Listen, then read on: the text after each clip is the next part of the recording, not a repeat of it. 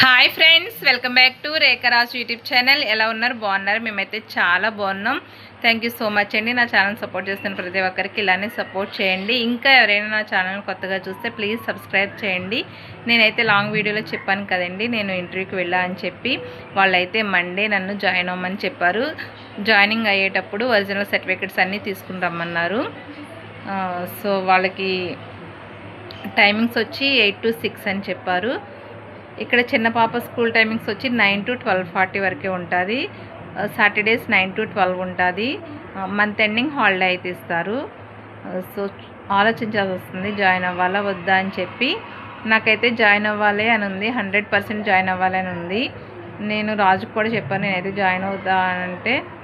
చిన్న పాపకి మరి తనకి కొంచెం స్పీచ్ డిలే అండి, లేటు మాట్లాడుతుంది కొంచెం. ఇప్పుడిప్పుడే నేర్చుకుంటుంది మాటలు కూడా.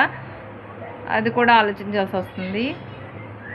నాకు శాలరీ ఓకే, అన్నీ ఓకే అయినాయి, టైమింగ్స్ ఒక్కటే కుదరడం లేదు. అదే హాస్టల్ అనుకోండి ఇంత ఆలోచించాల్సిన లేదు. ఎందుకంటే హాస్టల్ అంటే ఓన్లీ రెడీ అయ్యి మనం బ్రేక్ఫాస్ట్ చేసి లేదా లంచ్ చేసి క్లాస్కి వెళ్ళడమే.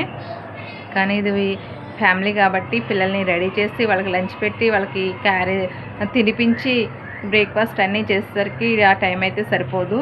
సో లేదు నేను చూసుకుంటా, నువ్వు 8కి వెళ్ళి రేఖ అని రాజు నాకు సపోర్ట్ ఇస్తే ఖచ్చితంగా నేనైతే 8కి వెళ్ళగలను. కానీ రాజుకి అట్లంత పేషెన్స్ అయితే లేదు. పిల్లలకి తినిపించి పిల్లల్ని రెడీ చేసి నేను రెడీ చేయగలను, కాకపోతే వాళ్ళు చిన్నపిల్లలు కాబట్టి మనం వెళ్ళే టైంకి వాళ్ళు లేవలేరు. ఇవన్నీ ఆలోచించాల్సి వస్తుంది. సో నేనైతే లాస్ట్ రిలీవింగ్ ఎప్పుడయ్యానంటే 2020లో రిలీవింగ్ అయ్యాను జాబ్ నుంచి. అప్పుడు నా శాలరీ వచ్చి 18,000. నారాయణ గూడవల్లి విజయవాడలో అయితే వర్క్ చేశాను.